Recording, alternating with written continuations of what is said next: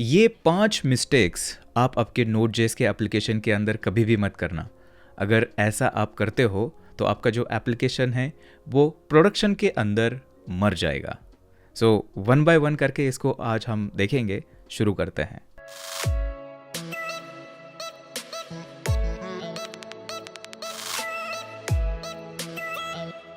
सबसे पहली मिस्टेक जो कि है console.log को यूज़ करना। अभी आप सोचोगे console.log तो हम तो सब जगह करते हैं। अभी अगर प्रोजेक्ट देखेंगे तो उसके अंदर 17 जगह पर आपको console.log दिखेगा। सो उसमें क्या बुराई है, तो उसको अभी देखते हैं। सो देखिए, मेरे पास यहाँ पर एक्सप्रेस.जेएस का एप्लीकेशन है। यहाँ पर इस तरह से एप्लीकेशन क्रिएट किया है। उसके बाद यहाँ पर एक एंड पॉइंट हमने बनाया है जो कि स्लैश है, मतलब होम पेज। एंड इसके अंदर यहाँ पर हमने console.log किया है। रिक्वेस्ट रिसीव्ड ऐसे लिखा है एंड रिक्वेस्ट का जो यूआरएल है उसको लॉग कर रहे हैं हम। उसके बाद ये रिस्पॉन्स हम सेंड कर रहे हैं एंड फाइनली हमारे एप्लीकेशन को हम 4500 पोर्ट के ऊपर रन कर रहे हैं। राइट, नॉर्मल एप्लीकेशन है। अब यहाँ पर ये जो console.log है ना, इसका प्रॉब्लम हमें देखना है कि क्या प्रॉब्लम है अगर ऐसा हम करते हैं तो मैं एक काम करता हूँ, आपको लेके चलता हूँ टर्मिनल के अंदर एंड यहाँ पर हम अभी इसको लोड टेस्ट करेंगे हमारे उस सर्वर को। देखेंगे कि क्या कितनी रिक्वेस्ट ये जो हमारा सर्वर है ये हैंडल कर पाता है। सो सबसे पहले इसको रन करते हैं। सो यहाँ पर करते हैं node mistake1 app.js। तो ये देखिए हमारा सर्वर शुरू हो चुका है पोर्ट 4500 के ऊपर। अभी लेफ्ट साइड में यहाँ पर हमारा बिफोर वाला कोड रहेगा। ठीक है, तो यहाँ पर ऑटो कैनन की मदद से हम यहाँ पर लोड टेस्ट करेंगे। तो ऑटो कैनन मेरे पास एक पैकेज है जिसको मैंने इंस्टॉल किया है, जिसकी मदद से हम लोड टेस्ट कर सकते हैं। एक ही साथ में बहुत सारे कनेक्शन हम एमुलेट कर सकते हैं और एक पर्टिकुलर ड्यूरेशन के लिए उतनी रिक्वेस्ट हम भेज सकते हैं। सो हम यहाँ पर बोल रहे हैं कि टोटल कनेक्शन 30 रखना, 30 कॉन्करेंट कनेक्शंस एंड 10 सेकेंड के लिए इस एंड पॉइंट के ऊपर रिक्वेस्ट करना। राइट, एंटर करते हैं और ये 10 सेकेंड तक लोड टेस्ट करेगा, बहुत सारे रिक्वेस्ट सेंड करेगा हमारे सर्वर के ऊपर और फिर हम यहाँ पर जो रिपोर्ट है वो देखेंगे। सो यहाँ पर आप देख सकते हो रिपोर्ट आ चुकी है। ऊपर ये लेटेंसी वाली रिपोर्ट है और यहाँ पर रिक्वेस्ट पर सेकेंड वाली रिपोर्ट है। तो आप ना यहाँ पे देख लेना 139K रिक्वेस्ट, 139,000 रिक्वेस्ट 10 सेकेंड के अंदर ये कर पाया है एंड एवरेज अगर आप देखोगे तो एवरेज है 13,881 रिक्वेस्ट पर सेकेंड। अब ये नंबर जो है ये शायद आपके लिए बहुत बड़ा लग रहा होगा कि इतनी सारी रिक्वेस्ट एक सेकेंड के अंदर हैंडल हो रही है। बढ़िया सर्वर है। हाँ, सर्वर तो बढ़िया है बट इसको हम इम्प्रूव कर सकते हैं। तो इसको इम्प्रूव करने के लिए ना हम क्या कर सकते हैं, हम एक लाइब्रेरी यूज़ कर सकते हैं जो कि है पिनो, एक लॉगर लाइब्रेरी है। सो सबसे पहले हम क्या करेंगे, उसको इंस्टॉल करते हैं। तो सर्वर को स्टॉप करेंगे, npm इंस्टॉल पिनो इस तरह से करेंगे एंड सर्वर को फिर से स्टार्ट करेंगे और अभी चलते हैं हमारे कोड के अंदर।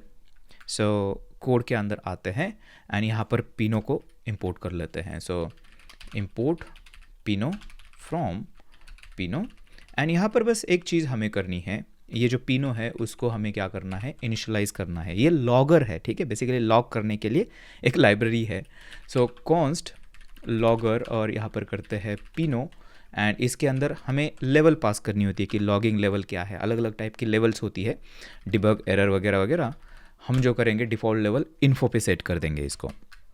और अभी यहाँ पर आते हैं, मैं यहाँ पर ये जो बैड एग्जाम्पल है ना इसको इसके अंदर लेके आता हूँ। ये हमारा बैड एग्जाम्पल है, ठीक है, console.log। अब यहाँ पर जो है गुड एग्जाम्पल भी लिखते हैं। सो ये गुड एग्जाम्पल है। सो यहाँ पर क्या करेंगे, logger.info एंड इसके अंदर बोलेंगे URL request.url। सेम चीज़ को हमें लॉग करना है। यहाँ पर लिखेंगे रिक्वेस्ट रिसीव्ड। ठीक है, देखिए सेम है ना। ओके, अभी इसको रन करते हैं और देखते हैं कि क्या रिपोर्ट आती है। सो यहाँ पर आके सबसे पहले सर्वर को हमें रिस्टार्ट करना होगा क्योंकि कोड हमने चेंज किया है।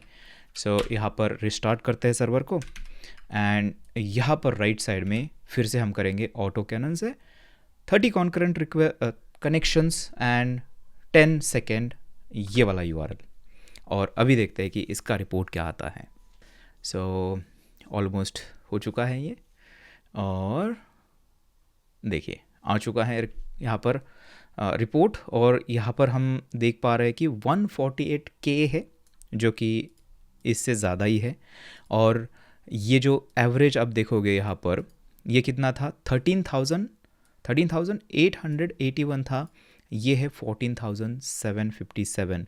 इसका मतलब ये लेफ़्ट साइड से ये राइट साइड बेटर है, ज़्यादा रिक्वेस्ट यहाँ पर हैंडल हुई है।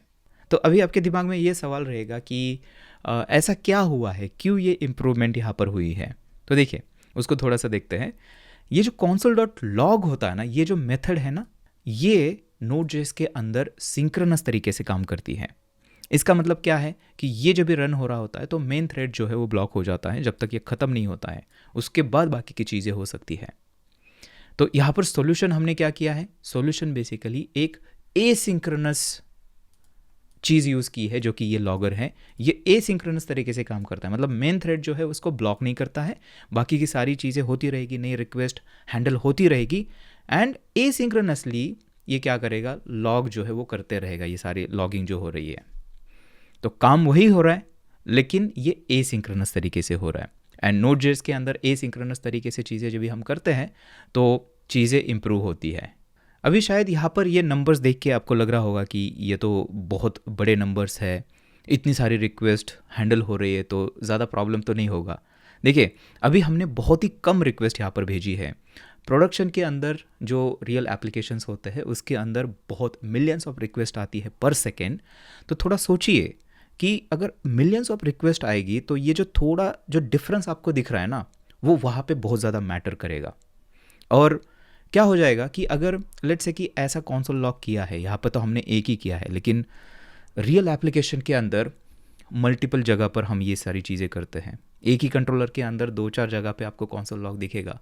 अगर हर बार ये इस तरह से हम मेन थ्रेड जो है उसको ब्लॉक कर रहे हैं तो जो इफ़ेक्ट है ना वो एडअप होते जाता है, और इसकी वजह से आपका जो सर्वर है वो डिग्रेड होना शुरू हो जाएगा, क्योंकि उतनी ज़्यादा रिक्वेस्ट वो हैंडल नहीं कर पाएगा। तो इसका सॉल्यूशन क्या है कि आप एसिंक्रोनस लॉगर यहाँ पर यूज़ करिए, आपका काम भी हो जाएगा और आपका जो एप्लीकेशन है वो बेटर परफॉर्म करेगा। मिस्टेक नंबर 2, Node.js के अंदर एसिंक्रोनस जो फीचर्स है उसको यूज़ ना करना, ये एक बहुत बड़ी मिस्टेक है। देखिए एक एग्जांपल, सेम वैसा ही हमारे पास एक्सप्रेस सर्वर है, यहाँ पर हमने एक गेट एंड पॉइंट बनाया है /home के ऊपर, एंड यहाँ पर हम क्या कर रहे हैं, एक फ़ाइल को रीड कर रहे हैं। बिग फाइल है हमारे पास, एक बड़ी फाइल है, तो जल्दी से मैं दिखा देता हूँ कितनी बड़ी है ये। सो यहाँ पर ये फाइल है, सो यहाँ पर ये देख सकते हो कि 24.5 MB की फ़ाइल है, काफ़ी बड़ी फाइल है, और इसको हम क्या कर रहे हैं, रीड कर रहे हैं यहाँ पर यूजिंग FS मॉड्यूल। नोड के अंदर जो इनबिल्ट मॉड्यूल आता है FS, उसकी मदद से हम यहाँ पर रीड कर रहे हैं और हम डेटा वापस सेंड कर रहे हैं क्लाइंट को। अब ये जो है ना, ये मिस्टेक है। देखिए इसके अंदर एक मिस्टेक है। सबसे पहले इसके ऊपर लोड टेस्ट करके दिखाएंगे और मैं आपको दिखाऊंगा कि देखिए परफॉर्मेंस इशू कौन सा इसके अंदर आ रहा है, कितनी रिक्वेस्ट ये सर्वर जो है वो हैंडल कर पा रहा है। तो वापस चलते हैं और सर्वर को शुरू करते हैं, और ये रहा सर्वर हमारा स्टार्ट हो चुका है सेम पोर्ट के ऊपर। एंड अभी यहाँ पर लेफ़्ट साइड में सेम चीज़ हम करेंगे, ऑटो कैनन की मदद से यहाँ पर same 30 concurrent connections and 10 second duration enter करते हैं और देखते हैं कि क्या रिपोर्ट अभी हमें मिलती है। सो रिपोर्ट आ चुका है। देखिए 86,000 रिक्वेस्ट यहाँ पर हैंडल हुई है 10 सेकेंड के अंदर, एंड एवरेज अगर आप देखोगे तो 8604 रिक्वेस्ट पर सेकेंड, जो कि एक अच्छा नंबर है। अब यहाँ पर एक चीज़ करते हैं, इसको इम्प्रूव किया जा सकता है। सबसे पहले तो मैं एक सॉल्यूशन आपको दिखाता हूँ, बाद में मैं आपको एक्सप्लेन करूँगा कि ये इम्प्रूवमेंट कैसे हुई, क्या प्रॉब्लम था। सो यहाँ पर आते हैं एंड यहाँ पर सबसे पहले क्या करते हैं ना, इसको मैं कमेंट करूँगा, और यहाँ पर ऊपर आता है ये जो FS मॉड्यूल हम यूज़ कर रहे हैं ना, इसके ऊपर एक स्लैश देके मैं प्रोमिसेस ऐसे लिखूँगा, ठीक है। एंड उसके बाद यहाँ पर आऊँगा और यहाँ पर ये हमारा गुड एग्जाम्पल है। सो ये गुड एग्जाम्पल यहाँ पर आएगा, एंड यहाँ पर करते हैं await and fs dot read file, and इसके ऊपर सेम चीज़ हमें डालनी है जो बिग टेक्स्ट है ना, यहाँ से मैं कॉपी करता हूँ इस चीज़ को, ठीक है। दोनों ऐसे करते हैं, देखिए इस तरह से, एंड ये अवेट यूज़ करने के लिए यहाँ पर हमें एसिंक यूज़ करना पड़ेगा इस तरह से, इस फंक्शन के लिए, एंड इसको हम स्टोर करते हैं डेटा के अंदर इस तरह से। तो देखिए फ़र्क क्या है, यहाँ पर fs के ऊपर रीड फाइल सिंक हमने यूज़ किया है, यहाँ पर fs के ऊपर रीड फाइल और अवेट यहाँ पर यूज़ करें क्योंकि प्रॉमिस वाला जो वर्जन है उसको हम यहाँ पर यूज़ कर रहे हैं। सो अभी इसको लोड टेस्ट करते हैं, तो वापस चलते हैं एंड हमें सबसे पहले तो सर्वर को रिस्टार्ट करना पड़ेगा, एंड अभी यहाँ पर सेम पैरामीटर के साथ में लोड टेस्ट इसको करेंगे और देखते हैं कि क्या फ़र्क इसके अंदर आता है। सो फ़र्क तो आना चाहिए, देखते हैं रिपोर्ट क्या आती है। देखिए यहाँ पर आप देख सकते हो, यहाँ पर रिक्वेस्ट जो है इस बार हैंडल हुई है 121K और इससे पहले थी 86K, तो फ़र्क तो बहुत बड़ा यहाँ पर डेफिनेटली दिख रहा है। एंड एवरेज जो रिक्वेस्ट पर सेकेंड है यहाँ पे था 8604 एंड हमारे इस केस में है 10,960 रिक्वेस्ट। तो ये फ़र्क जो है ये बहुत बड़ा है।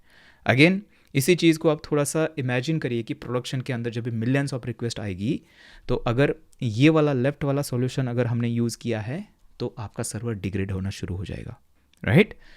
सो ये सॉल्यूशन था और अभी डिस्कस करते हैं कि ऐसा क्यों हुआ। Node.js के अंदर आपको पता होगा कि जो भी मॉड्यूल्स हम यूज़ करते हैं, जो इनबिल्ड मॉड्यूल्स है या फिर फीचर्स है, उनके दो वेरिएशंस आते हैं। एक रहता है सिंक्रोनस जो कि मेन थ्रेड को ब्लॉक करेगा, और दूसरा वेरिएशन जो होता है वो होता है एसिंक्रोनस। तो एसिंक्रोनस के अंदर मतलब कुछ सालों पहले हम क्या करते थे, कॉलबैक वाला जो वर्जन है उसको यूज़ करते थे। फॉर एग्जांपल यहाँ पर ये जो है ना रीड फाइल सिंक, ये सिंक्रोनस वर्जन है इसका, ठीक है। एंड जो कॉलबैक वाला जो यूज़ करते थे हम ऐसा करते थे, रीड फाइल एंड यहाँ पर फाइल का पाथ हम देते थे एंड यहाँ पर एक कॉलबैक देते थे जिसके अंदर हमें एरर मिलती थी, डेटा मिलता था इस तरह से, एंड इस तरह से हम यहाँ पर हैंडल करते थे। तो ये भी एसिंक्रोनस कोड था, ये भी काम करेगा, अभी भी काम करता है, बट ये इसके अंदर ना कॉलबैक हेल वाला प्रॉब्लम आ जाता है, ठीक है। कॉलबैक हेल क्या है आपको नहीं पता है तो उसके ऊपर ऑलरेडी एक वीडियो बनाया है, यहाँ पे कहीं पे तो लिंक आपको मिलेगी, देख लीजिए उसको। तो ये भी एक एसिंक्रोनस तरीका है, बट इसका बेटर वर्जन जो Node.js के अंदर है अभी वो है प्रोमिसेस वाला वर्जन, जहाँ पे हम जावास्क्रिप्ट के जो प्रॉमिस फीचर है ना उसको हम यूज़ कर सकते हैं। तो ये भी एसिंक्रोनस तरीके से ही काम करता है, उसके ऊपर जस्ट हम अवेट लगाते हैं, रीड फाइल सिंक, इस तरह से फाइल रीड हो रही है तो यहाँ पे ये मेन थ्रेड को ब्लॉक नहीं करेगा, और इसकी वजह से ये जो सर्वर है हमारा ज़्यादा रिक्वेस्ट हैंडल कर पाता है। मिस्टेक नंबर 3, अब देखिए Node.js के अंदर जब भी हम काम करते हैं तो हम इवेंट लूप के बारे में बात करते हैं, एसिंक्रोनस चीज़ों के बारे में बात करते हैं। तो उसमें से एक मिस्टेक ये है कि ब्लॉकिंग इवेंट लूप जो है ये मेन थ्रेड के ऊपर चल रहा है, और उसको अगर आप ब्लॉक करते हो तो इसका मतलब सारी बाकी की चीज़ें हैं रुक जाती हैं। जब तक जो थ्रेड है वो फ्री नहीं हो जाता है तब तक और कोई भी चीज़ें हो नहीं सकती हैं। तो हमें हमेशा कोशिश करनी है कि जो इवेंट लूप है उसको हमें ब्लॉक नहीं करना है, मेन थ्रेड को ज़्यादा टाइम के लिए ब्लॉक नहीं करना होता है। एक एग्जांपल से यहाँ पर मैं आपको एक्सप्लेन करता हूँ। देखिए अगेन हमारे पास वैसा ही एक एक्सप्रेस का एप्लीकेशन है एंड इसके अंदर एक एंड पॉइंट हमने बनाया है, एंड यहाँ पर क्या करना है, जस्ट थोड़ा सा समझने के लिए हमने यहाँ पर क्या किया है, एक फॉर लूप लगाया है जो कि 1 बिलियन टाइम इटरेट करेगा। 1 बिलियन है ये जो है ना, ये 1 बिलियन नंबर है, तो ये 1 बिलियन टाइम क्या करेगा, जस्ट सम करके नंबर को सम के अंदर ऐड करेगा। इतना ही काम हो रहा है। अब ये एरिथमेटिक चीज़ें हो रही है, यहाँ पे कैलकुलेशन हो रहा है, इसका मतलब इसके लिए हमें CPU चाहिए होता है। तो ये CPU हैवी वर्क है, ठीक है, CPU हैवी वर्क है। इसका मतलब अगर ऐसी चीज़ें हम करते हैं तो हमारा CPU ब्लॉक होने वाला है, इसका मतलब मेन थ्रेड ब्लॉक होने वाला है यहाँ पर। और ये 1 बिलियन तक है, इसका मतलब ये लॉन्ग टास्क है, इसके लिए थोड़ा ज़्यादा टाइम लगने वाला है इसके अंदर। ये हम बात कर रहे हैं कि हम इवेंट लूप को यहाँ पर ब्लॉक कर रहे हैं, और इसकी वजह से जो बाकी की रिक्वेस्ट आ रही है वो भी हम हैंडल नहीं कर पाएंगे और बाकी सारी चीज़ें रुक जाएगी। हम इसको अभी टेस्ट करके देखते हैं, इसको लोड टेस्ट करेंगे और देखेंगे कि ये सर्वर अब कितनी रिक्वेस्ट हैंडल कर पाता है। और हाँ, उससे पहले और एक चीज़ कि ये जो है ना, ये जस्ट एग्जाम्पल के लिए हमने देखा है। रियल वर्ल्ड में ऐसे बहुत सारे चीज़ें हो सकती है। फॉर एग्जांपल मैं आपको बताता हूँ, जो भी CPU बाउंडेड काम होता है ना, जैसे कि आपकी वीडियो प्रोसेसिंग का काम हो सकता है, इमेज प्रोसेसिंग का काम हो सकता है, या फिर क्रिप्टोग्राफी जो है वो हो सकती है, क्रिप्टोग्राफी हो सकती है, और क्या है, और इसी के अंदर मतलब किसी भी टाइप का मे बी फाइनेंशियल कैलकुलेशन कुछ हो सकता है, राइट। तो इसके लिए ना CPU चाहिए होता है। तो रियल वर्ल्ड में इसके जैसा और कोई भी इसमें से कोई चीज़ हो सकती है जो कि बहुत ज़्यादा टाइम ले रही है और उसको CPU चाहिए। चलिए इसको टेस्ट करते हैं और देखते हैं कि कितनी रिक्वेस्ट ये हैंडल कर पा रहा है। तो जल्दी से मैं इसको रन करता हूँ। सो ये है मिस्टेक 3 एंड ये स्टार्ट हो चुका है। यहाँ पर आते हैं सेम तरीके से। एक बार हमें ये देखना होगा कि एंड पॉइंट क्या है, सेम है, ओके। एंटर करते हैं एंड देखते हैं कि क्या रिज़ल्ट इसके अंदर आता है। तो यहाँ पर देखिए क्या हुआ है।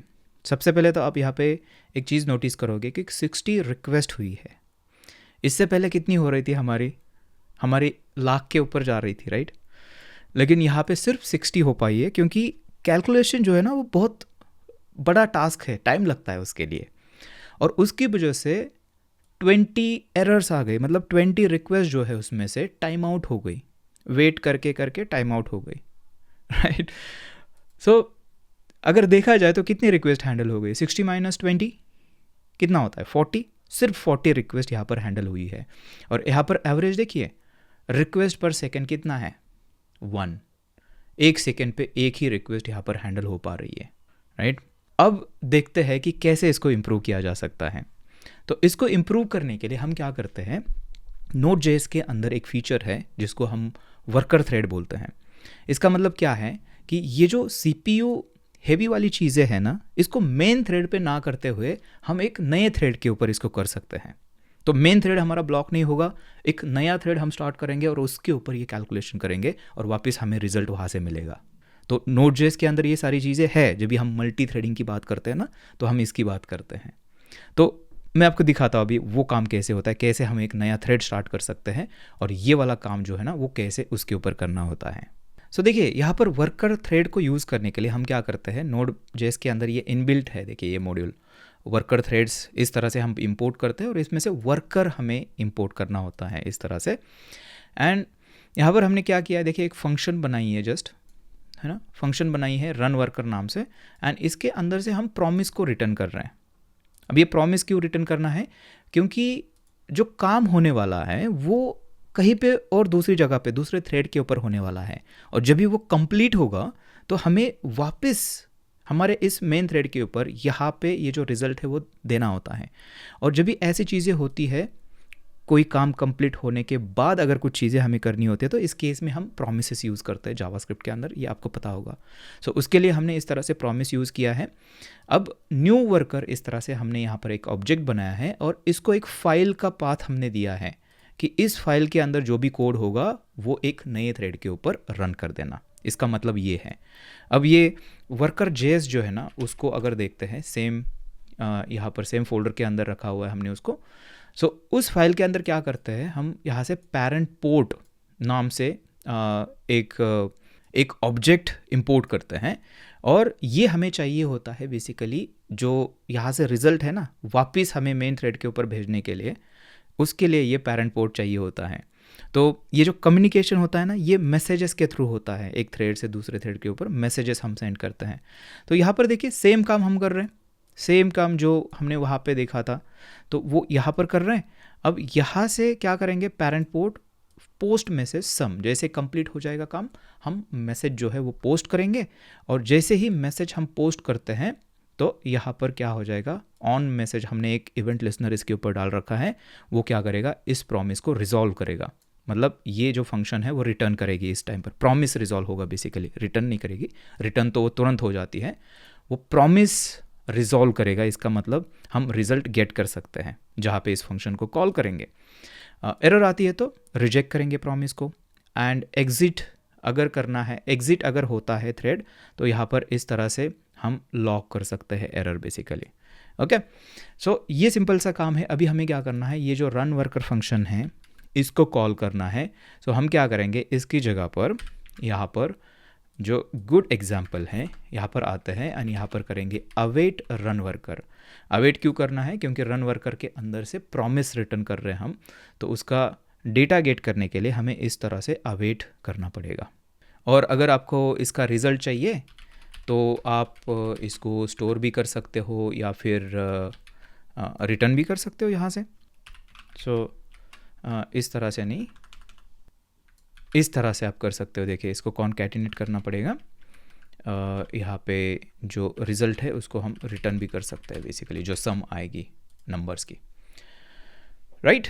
सो देखिए क्या किया है, जस्ट हमने जो कैलकुलेशन है उसको नए थ्रेड के ऊपर रन कर रहे हैं ताकि हमारा जो ये वाला इवेंट लूप है मेन वाला, ये ब्लॉक ना हो जाए, ठीक है। अब चलते हैं टर्मिनल के अंदर और देखते हैं कि क्या फ़र्क आता है। सबसे पहले तो यहाँ पर जाएंगे, सर्वर को रिस्टार्ट करेंगे, ये ज़रूरी है, और फिर यहाँ पर अभी करते हैं फिर से इसको टेस्ट, और अब देखते हैं कि फ़र्क कितना आ रहा है। और ये देखिए फाइनली हो चुका है। यहाँ पर थी 60 रिक्वेस्ट और यहाँ पर है 2000 रिक्वेस्ट, ये हैंडल कर पाया है। अब फ़र्क देखिए कितना ड्रास्टिक डिफरेंस इसके अंदर आया है। एवरेज अगर आप देखोगे तो 195 रिक्वेस्ट ये पर सेकेंड हैंडल कर पाया है, 195 रिक्वेस्ट, और यहाँ पे सिर्फ एक ही रिक्वेस्ट हैंडल कर पाया था। तो थोड़ा सोचिए कि अगर आप प्रोडक्शन के अंदर ऐसी हैवी चीज़ें जो CPU बाउंड चीज़ें हैं वो अगर आप मेन इवेंट लूप के ऊपर इस तरह से करते हो तो आपका एप्लीकेशन प्रोडक्शन के अंदर मर जाएगा, ठीक है।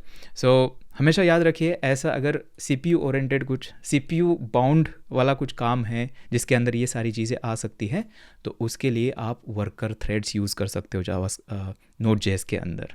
हमारी जो नेक्स्ट मिस्टेक है वो है नॉट यूजिंग टाइम आउट्स। अब ये जो मिस्टेक है ना, ये बहुत सारे लोगों को नहीं पता होता है कि टाइम आउट्स क्या है, कहाँ पर यूज़ करना है। सो मैं जल्दी से आपको दिखाता हूँ। टाइम आउट्स जो है ना, ये हम यूज़ करते हैं जब भी हम थर्ड पार्टी APIs के साथ में काम करते हैं। तो हमारे पास यहाँ पर आप देख सकते हो एक फंक्शन है जिसके अंदर हम, ये एक थर्ड पार्टी API है हमारे पास, लोकल होस्ट 4500 पे एक सर्वर रन हो रहा है जहाँ पे /API/products ये एंड पॉइंट है, एंड इस API को हम कॉल कर रहे हैं। तो बहुत बार ऐसे होता है ना कि आपके सर्वर के अंदर हम किसी थर्ड पार्टी API को कॉल करते हैं, जैसे कि जनरेटिव AI अगर हम यूज़ कर रहे हैं तो बहुत सारे हम API के साथ में ही काम करते हैं, राइट, जनरेटिव AI के अंदर। तो वहाँ पे हमारे एक सर्वर से हम थर्ड पार्टी API को कॉल करते हैं।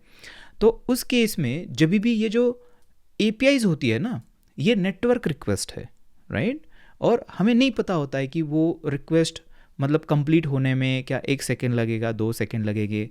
कभी कभी अगर ख़राब तरीके से अगर किसी ने थर्ड पार्टी APIs वो बनाई है तो उसके अंदर कभी कभी वो मतलब हमेशा के लिए अटक जाता है। हम रिक्वेस्ट करते हैं और कभी हमें रिस्पांस आता ही नहीं, अगर उनके सर्वर के ऊपर उन्होंने प्रॉपर तरीके से टाइम आउट्स वगैरह हैंडल नहीं किए हैं तो। उस केस में क्या हो जाता है कि हमारे इस एप्लीकेशन के अंदर बहुत सारे रिक्वेस्ट स्टैक हो जाती है, सारी क्यू हो जाती है, सारी वेट कर रही है कि कभी रिस्पॉन्स आएगा। कोई भी इसके अंदर एक डिटर्मिनिस्टिक टाइम नहीं है क्योंकि ये नेटवर्क रिक्वेस्ट है। तो इस केस में हम क्या कर सकते हैं, यहाँ पर एक फीचर यूज़ कर सकते हैं जिससे हम क्या कर सकते हैं, ये जो टाइम है इसका कि इतने टाइम में रिस्पॉन्स आना चाहिए, उसको हम डिटर्मिनिस्टिक बना सकते हैं। जैसे कि हम ये बोल सकते हैं कि मैं मतलब यहाँ पे 4 सेकेंड दूंगा आपको, 4 सेकेंड के अंदर रिस्पॉन्स आना चाहिए, चाहे वो सक्सेसफुल हो या फिर एरर हो, लेकिन रिस्पॉन्स आना चाहिए। तो ये चीज़ें हम करते हैं यहाँ पर टाइम आउट्स की मदद से। तो सबसे पहले यहाँ पर एक चीज़ मैं आपको दिखाता हूँ। ये जो सर्वर है ना, ये हमारा ही सर्वर है, यहाँ पर हमने बनाया है एक्सप्रेस के अंदर, और यहाँ पर हमने जानबूझ के थोड़ा सा डिले लगाया हुआ है 5 सेकेंड का, ताकि हम इसको प्रॉपर तरीके से सिमुलेट कर पाएँ, ठीक है। सो इसको क्लोज करते हैं। ये रन होने वाला है 6500 पोर्ट के ऊपर, जो कि हमें यहाँ पे मेंशन करना पड़ेगा 6500 पोर्ट के ऊपर। अब हम क्या करेंगे, इस फाइल को रन करेंगे और देखेंगे कि रिक्वेस्ट जो है उसका रिस्पांस आने में कितना टाइम लगता है, ठीक है। सो उसके लिए चलते हैं टर्मिनल के अंदर, एंड सबसे पहले ये सर्वर रन हो रहा है, देखिए 6500 के ऊपर, जो हमारा थर्ड पार्टी API जो है बेसिकली। एंड यहाँ पर अभी इसको रन करते हैं नोड एंड ये हमारे मिस्टेक 4 है, app.js मिस्टेक 4 है, यस। सो यहाँ पर इसको करते हैं रन, एंड देखिए अभी ये वेट करना होगा हमें 5 सेकेंड तक, और 5 सेकेंड के बाद आप यहाँ पर अनडिफाइंड रिजल्ट देखोगे। ओके, सो ये अनडिफाइंड क्यों बता रहा है, क्योंकि हमने इसको लॉग किया ही नहीं है, राइट। सो यहाँ पर आप देख सकते हो लॉग यहाँ से रिटर्न नहीं किया है actually, return rest dot JSON basically इस फंक्शन से रिटर्न करना पड़ेगा ताकि ये यहाँ पे लॉग कर पाए, राइट। एक बार फिर से इसको टेस्ट करेंगे, एंड अब देखते हैं 5 सेकेंड के बाद हमें यहाँ पर डेटा दिखेगा। सो देखिए डेटा एक हमें यहाँ पर प्रोडक्ट मिल चुका है। अब प्रॉब्लम क्या है कि ये थर्ड पार्टी एपीआई है, तो ये हमारे कंट्रोल के अंदर नहीं है। अभी 5 सेकेंड लग रहे हैं, मे बी कल 10 सेकेंड लगेंगे, कभी अटक जाएंगे हम कि रिस्पॉन्स ही नहीं आ रहा है, लेकिन हमारे सर्वर के अंदर तो हम वेट कर रहे हैं ना उसका। और ऐसे बहुत सारे रिक्वेस्ट जब भी स्टैकअप होते जाती है तो हमारा जो एप्लीकेशन है वो इररिस्पॉन्सिबल बन सकता है, हमारा एप्लीकेशन डिग्रेड हो सकता है। तो हमें मेक श्योर करना है कि चाहे सामने वाली एपीआईज कितना भी टाइम ले, हम अपना टाइम में उसको लिमिट करेंगे कि 4 सेकेंड है या फिर 5 सेकेंड, जो भी आपको टाइम देना है, उस टाइम फ्रेम में जो रिस्पॉन्स है वो आना ही चाहिए। अगर नहीं आता है तो हम रिक्वेस्ट को कैंसिल करेंगे, चाहे सक्सेसफुल हो रिक्वेस्ट उस टाइम में या फिर फेल हो, हमें कोई फ़र्क नहीं पड़ता है। हम दे रहे सिर्फ एक्स अमाउंट ऑफ सेकेंड्स, उसके अंदर अगर रिस्पॉन्स नहीं आता है तो हम रिक्वेस्ट को कैंसिल करेंगे, फिर नई रिक्वेस्ट कर सकते हैं। ये आइडिया है, और इसके लिए हम यूज़ करते हैं अबॉट कंट्रोलर। सो Node.js के अंदर ना एक फीचर है जिसको हम अबॉट कंट्रोलर बोलते हैं। सो यहाँ पर कंट्रोलर ऐसे क्रिएट करते हैं और यहाँ पर करना होता है न्यू अबॉट कंट्रोलर। इस तरह से एक अबॉट कंट्रोलर हमने क्रिएट कर दिया, और ये जो कंट्रोलर है ना, इसके अंदर एक प्रॉपर्टी हमें मिलती है जो कि है सिग्नल। सिग्नल प्रॉपर्टी को एक्चुअली हमें इस रिक्वेस्ट के साथ में सेंड करना होता है ताकि हम इस रिक्वेस्ट को कैंसिल कर पाए। सो देखिए हम एक काम करते हैं, यहाँ से कंट्रोलर डॉट सिग्नल को यहाँ से पास कर देते हैं, एंड यहाँ पर रिसीव करेंगे सिग्नल को। सिग्नल इस तरह से रिसीव कर दिया, और इसको हम फेच जब भी यूज़ करते हैं ना, तो यहाँ पे हम पास कर सकते हैं इसको सिग्नल इस तरह से, ठीक है। इस तरह से हमने यहाँ पर पास कर दिया। और अभी देखिए, अभी काफ़ी इंटरेस्टिंग है। यहाँ पर हम क्या करेंगे, हमें लेट से कि हम सिर्फ 2-3 सेकेंड देना चाहते हैं, 3 सेकेंड के अंदर रिक्वेस्ट कंप्लीट होनी चाहिए, नहीं तो हम कैंसिल करेंगे, ठीक है। सो उसके लिए हमें क्या करना पड़ेगा, यहाँ पर हम एक सेट टाइम आउट बना सकते हैं, सेट, और यहाँ पर करते हैं टाइम आउट, एंड इसके अंदर बेसिकली हमें क्या करना है, देखिए कंट्रोलर डॉट अबॉट मेथड को यहाँ पर कॉल करना है, और मैं चाहता हूँ कि 3 सेकेंड में, ठीक है। तो सेट टाइम आउट को हम ये टाइम देते हैं ना, तो जैसे ही 3 सेकेंड हो जाएंगे, ये वाला जो कॉल बैक है ना, ये रन होगा, उससे हमारे उस कंट्रोलर को हम अबॉट करेंगे जिसका सिग्नल हमने पास किया है इस एपीआई कॉल को। तो ये एपीआई कॉल जो है वो कैंसिल हो जाएगी। देखना है कैसे, देखिए यहाँ पर और एक चीज़ हमें करनी होगी, ये जो सेट टाइम आउट है ना, उसको हमें क्लियर भी करना होता है। सो लेट से कि सक्सेस हो या फिर एरर हो, एक फाइनली ब्लॉक इसके ऊपर हम डालते हैं नॉर्मली। फाइनली हम मतलब सारा काम होने के बाद मैं चाहता हूँ कि क्लियर टाइम आउट इसके अंदर हो जाए, और ये जो टी है उसको हम पास करेंगे। इसका मतलब हमारा काम होने के बाद हम ये जो टाइम आउट लगाया था वो क्लियर हो जाए, ताकि हमारी मेमोरी लीक का इशू इसके अंदर ना हो, ठीक है। चलिए अभी इसको सेव करते हैं, एंड अभी एक बार फिर से जाके इसको टेस्ट करते हैं। सो यहाँ पर हम इसको रीरन करेंगे अभी, ठीक है। एंड अभी देखते हैं, और ये देखिए this operation was aborted exactly 3 second के बाद। फिर से देखिए 1 2 3 सेकेंड के बाद ये अबॉर्ट हो चुका है, क्योंकि जो एपीआई है थर्ड पार्टी, उसने रिस्पॉन्स करने में हमें 3 से ज़्यादा सेकेंड लगा है। वहाँ पे देखिए ये 5 सेकेंड लगा रही है।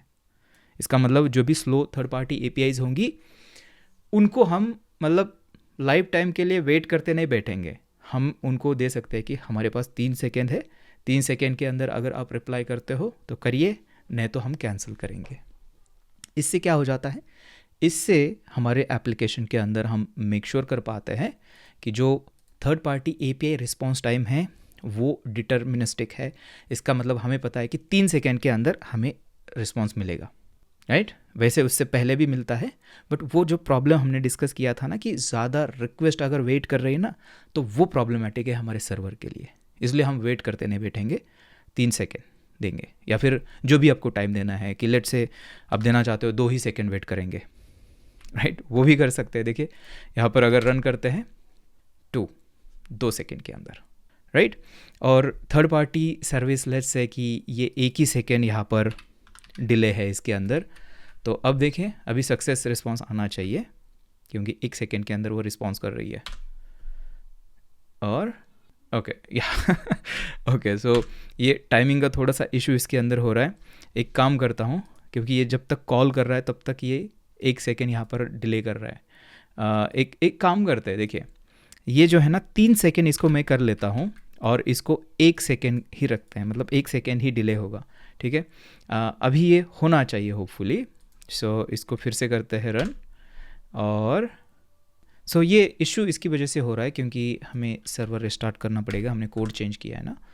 तो अब करते हैं एक बार, एंड अब अगर देखोगे आप यहाँ पर तो देखिए रिज़ल्ट आपको दिखेगा। क्यों? क्योंकि यहाँ पर हमने जो अबॉर्ट का टाइम रखा है वो 3000 मतलब 3000 मिली सेकेंड रखा हुआ है, एंड यहाँ पर डिले जो है वो सिर्फ 1000 मिली सेकेंड, मतलब 1 सेकेंड है बेसिकली, राइट। सो इस तरह से आप यूज़ कर सकते हो ये अबॉर्ट कंट्रोलर, और ये बहुत ही ज़्यादा रिकमेंडेड होता है फॉर प्रोडक्शन सिस्टम्स, ठीक है। तो अब जब भी थर्ड पार्टी APIs के साथ में काम करोगे इस तरह से, तो फेच के अंदर ना ये सिग्नल पैरामीटर आप पास कर सकते हो। और सिर्फ ये Node.js के लिए नहीं है, ब्राउज़र के अंदर जब भी आप करते हो ना इस तरह से रिक्वेस्ट करते हो फ्रंट एंड से, तो इसको आप यूज़ कर सकते हो। वहाँ पे अगर आप फेच यूज़ कर रहे हो या फिर Axios भी अगर यूज़ कर रहे हो तो वहाँ पे भी ये चीज़ें यूज़ कर सकते हो। आपने शायद नोटिस किया होगा ChatGPT के अंदर कभी कभी आप टाइप करते हो, कुछ भेजते हो तो ChatGPT एरर देता है, फिर से आपको रिट्राई बटन के ऊपर करना होता है। और वो आप नोटिस करोगे ChatGPT जो एरर देता है ना, एक मतलब पर्टिकुलर टाइम के बाद देता है, जैसे कि 3-4 सेकेंड के बाद, शायद उन्होंने 4 से या 5 सेकेंड का कुछ रखा होगा टाइम आउट, उसके बाद वो एरर आ जाती है। तो शायद वो वहाँ पर ये जो अबॉर्ट कंट्रोलर हैं वो यूज़ कर रहे होंगे, ठीक है। सो ये एक चीज़ है। अभी जो हमारी नेक्स्ट मिस्टेक है वो सिक्योरिटी से रिलेटेड है। देखिए हम क्या करते हैं, जब भी हम कोई Node.js का प्रोजेक्ट बनाते हैं और उसको बना के छोड़ देते हैं, फिर उसके अंदर कोई अपडेट्स वगैरह हम नहीं करते हैं, नए पैकेजेस उसके क्या कोई अपडेट्स वगैरह अवेलेबल है क्या नहीं है, ये कभी हम देखते नहीं हैं। सो एक्चुअली जो आउटडेटेड पैकेजेस है उसको यूज़ करना, या फिर जो अनमेंटेन पैकेजेस है जिसको कोई मेंटेन नहीं करना है, उसको यूज़ करना बहुत ही डेंजरस हो सकता है, क्योंकि उसके अंदर सिक्योरिटी वल्नरेबिलिटीज़ जो है वो हो सकती है। और वो सिक्योरिटी वल्नरेबिलिटीज़ जो है उसको मतलब फिक्स करने के लिए उसके ऊपर काम होना चाहिए, राइट। तो अगर वो पैकेज मेंटेन नहीं है या फिर आउटडेटेड है तो उस पैकेज को आपको आपके प्रोजेक्ट के अंदर यूज़ नहीं करना चाहिए। तो क्वेश्चन ये है कि हमें कैसे पता चलेगा कि हमारे प्रोजेक्ट के अंदर ऐसे मतलब आउटडेटेड और अनमेंटेन पैकेजेस हैं। तो एक एग्जांपल के लिए ना, हमने यूट्यूब के ऊपर एक लाइब्रेरी प्रोजेक्ट बनाया था। तो ये प्रोजेक्ट है, यहाँ पर आप देख सकते हो, और इसका कोड भी मैं दिखाता हूँ। देखिए ये हमारा प्रोजेक्ट है, Node.js का ही है, एंड इसके अंदर ना यहाँ पर अगर आप जाओगे package.json के अंदर, तो इसके अंदर देखिए बहुत सारी डेव डिपेंडेंसीज़ है एंड डिपेंडेंसीज़ भी है। तो ये भी क्रिप्ट, क्लाउडिनरी, कोर्स, .env और ऐसी बहुत सारी चीज़ें हैं इसके अंदर, ठीक है। अब इसके अंदर क्या कोई प्रॉब्लमेटिक डिपेंडेंसी है, तो वो देखने के लिए npm जो है वो हमें एक कमांड अवेलेबल करके देता है। देखिए यहाँ पे अगर आप करोगे npm ऑडिट, ठीक है, ऑडिट इस तरह से एंटर करते हैं तो यहाँ पर आपको एग्जैक्टली लिस्ट दिखेगी कि कौन से पैकेजेस जो है वो प्रॉब्लमेटिक है। फॉर एग्जांपल यहाँ पर बॉडी पार्सर वर्जन नंबर 120.3 इससे कम वाला वर्जन अगर है तो उसके अंदर वल्नरेबिलिटी मिली है हाई। हाई मतलब प्रॉब्लमेटिक है, इसको जल्दी से जल्दी आपको चेंज करना चाहिए। तो उसके बारे में आप डिटेल्ड इन्फॉर्मेशन आप यहाँ पर देख सकते हो। और ये बॉडी पार्सर जो है वो किसके ऊपर डिपेंड है, यहाँ पर आप देख सकते हो। हमने डायरेक्टली तो उसको इंस्टॉल नहीं किया, लेकिन एक्सप्रेस.js हमारे प्रोजेक्ट के अंदर है एंड एक्सप्रेस.js डिपेंड है बॉडी पार्सर के ऊपर। तो इसका मतलब ये हुआ कि प्रॉब्लम सिर्फ आपके इन पैकेजेस के अंदर नहीं हो सकते हैं, ये पैकेजेस जो बिहाइंड द सीन दूसरे पैकेजेस यूज़ कर रहे हैं, नोड मॉड्यूल के अंदर आप जाके देखोगे तो बहुत सारे पैकेजेस आपको दिखते हैं कि ये packages behind the scene use कर रहे हैं। तो उनके अंदर भी अगर प्रॉब्लम है ना, तभी भी प्रॉब्लम है, क्योंकि अगर वल्नरेबिलिटी है इसका मतलब आपका जो एप्लीकेशन है वो वल्नरेबल है, कोई भी उसके ऊपर सिक्योरिटी ब्रीच जो है या फिर अटैक जो है वो हो सकता है। सो यहाँ पर अगर आप देखोगे फिर से तो देखिए क्या क्या पैकेजेस है, ब्रेस है और उसके बाद यहाँ पर कुकी है, कुकी पैकेज है, mongoose जो है इसके अंदर एक क्रिटिकल है, देखिए सेवरिटी जो है क्रिटिकल है, मतलब इसको आपको चेंज करना ही चाहिए। तो ये चीज़ें आपको यहाँ पर दिखती है। टोटल 9 वल्नरेबिलिटीज़ इसके अंदर दिखी है, 4 लो, 4 हाई एंड 1 क्रिटिकल। जो हाई एंड क्रिटिकल होती है उसको आपको जो है जल्द से जल्दी उसको फिक्स करना चाहिए। और फिक्स करना मतलब और कुछ नहीं होता है, जो पैकेजेस होते हैं उसको आपको अपडेट करना होता है। सो फॉर एग्जांपल यहाँ पर आप क्या कर सकते हो, यहाँ पर npm ऑडिट एंड इसके अंदर ना एक फिक्स नाम की कमांड आती है। देखिए अगर ऐसा करते हैं तो क्या होता है, एक बार देखते हैं इसको रन करके। देखिए रन करेंगे तो ये फिक्स करने की कोशिश करेगा। सो इसके अंदर देखो mongoose जो है इसके बारे में कुछ लिखा है। और अब देखिए added 244 packages and audited 245 packages in 5 seconds। Okay ये नॉर्मल लॉग मैसेज है। और अभी अगर देखोगे तो फाउंड 0 vulnerabilities। क्या किया है ऐसा इसने, एक बार अगर ऑडिट करके फिर से देखते हैं तो आप देख सकते हो अभी कोई भी वल्नरेबिलिटी इसके अंदर नहीं है। इसका मतलब क्या हुआ है, इसने जो पैकेजेस है, अब देखिए नोड मॉड्यूल यहाँ पर आ चुका है, जो भी प्रॉब्लमेटिक पैकेजेस थे उसको इसने अपडेट किया है। अब इसके अंदर कोई वल्नरेबिलिटी नहीं है और अब आपका जो प्रोजेक्ट है वो सिक्योर है, राइट। तो ये मिस्टेक कभी मत करिए। हमेशा आप मतलब रूटीन से हर वीक या फिर हर मंथ चेक करते रहिए npm ऑडिट करके कि क्या आपका एप्लीकेशन सिक्योर है या नहीं है। सो ये थी हमारी 5 मिस्टेक्स। और रुकिए अभी जाइए मत, यहाँ पर और एक बोनस मैं आपके लिए देने वाला हूँ। यहाँ पर और एक चीज़ मैं आपको बताता हूँ। रिसेंटली अगर आप Node.js के अंदर काम करते हो तो रिसेंटली आपने देखा होगा कि जब भी हम कोई इनबिल्ट पैकेज इंपोर्ट करते हैं तो वहाँ पर ये नोड कोलन इस तरह से हम लिखते हैं। क्या आपको पता है ये हम ऐसा क्यों करते हैं? अगर हम इस तरह से अगर करते हैं, उसको हटा देते हैं, तभी भी हमारा काम चलेगा, तभी भी हमारा प्रोजेक्ट काम करेगा। लेकिन रिसेंट वर्जन्स के अंदर Node.js के अंदर ये जो है ये एक बेस्ट प्रैक्टिस है। इससे क्या हो जाता है कि इससे हम एक्सप्लिसिटली यहाँ पर कोड के अंदर बता रहे हैं कि हम Node.js का जो इनबिल्ट मॉड्यूल है उसको यूज़ कर रहे हैं। अब ये प्रॉब्लमेटिक हो सकता है अगर नहीं यूज़ करेंगे, हाँ प्रॉब्लमेटिक हो सकता है, क्योंकि अब देखिए यहाँ पर अगर थर्ड पार्टी पैकेज अगर हमें इंपोर्ट करना है तो हम कुछ इस तरह से करते हैं, मतलब फ्रॉम के बाद इस तरह से लिखते हैं। और जो इनबिल्ट मॉड्यूल होता है उसको भी ऐसे ही लिखते थे ना पहले, उसको भी ऐसे लिखते थे नॉर्मली। बट क्या होता है कि कभी कभी Node.js के अंदर जो इनबिल्ट पैकेज है सेम उसी नाम से थर्ड पार्टी पैकेज हो सकता है। ऐसे बहुत सारे एग्जांपल्स हैं। मैं आपको एक एग्जांपल देता हूं, जैसे कि एक पैकेज है assert npm, टेस्टिंग के लिए चाहिए होता है। यहाँ पर आप देख सकते हो assert npm, ये एक थर्ड पार्टी पैकेज है। और Node.js के अंदर भी एक इनबिल्ट assert नाम का पैकेज है अभी, राइट। तो इसके अंदर कन्फ्यूजन हो सकता है, इसकी वजह से हम एक्सप्लिसिटली अभी अगर इनबिल्ट पैकेज यूज़ कर रहे हैं तो यहाँ पर इस तरह से हम नोड प्रीफिक्स ये लगाते हैं। इससे एक चीज़ क्लियर हो जाती है कि हम Node.js का इनबिल्ट पैकेज यूज़ कर रहे हैं, ना कि कोई थर्ड पार्टी पैकेज। ओके, सो ये था आपका बोनस पॉइंट। सो अगर आप इस वीडियो को एंजॉय कर रहे हो तो आपको हमारा जो प्रीमियम कंटेंट है जो कि codersgyan.com के ऊपर है, उसके अंदर एक Learn+ एक हमारा कोर्स है जिसके अंदर इसकी जैसी बहुत सारी चीज़ें हमने प्रैक्टिकल के अंदर आपको दिखाई हुई है कि कैसे बेस्ट प्रैक्टिसेस हम यूज़ करते हैं, कैसे कोई मिस्टेक्स हमें नहीं करनी है हमारे कोड के अंदर, ताकि हमारा जो एप्लीकेशन है वो स्केलेबल और सिक्योर बने। तो आप चेकआउट कर सकते हो, डिस्क्रिप्शन के अंदर लिंक है। और हाँ, और एक चीज़, अगर किसी भी फुल स्टैक प्रोजेक्ट को अगर प्लानिंग करने में अगर आपको प्रॉब्लम हो रही है, आपको नहीं पता है कि क्या पहले बिल्ड करना है, कोड करना है, नहीं करना है, प्लान करना है, तो मैं अपने प्रोजेक्ट कैसे प्लान करता हूँ उसको मैंने इस वीडियो के अंदर दिखाया है। जाइए क्लिक करिए और देखिए उसको।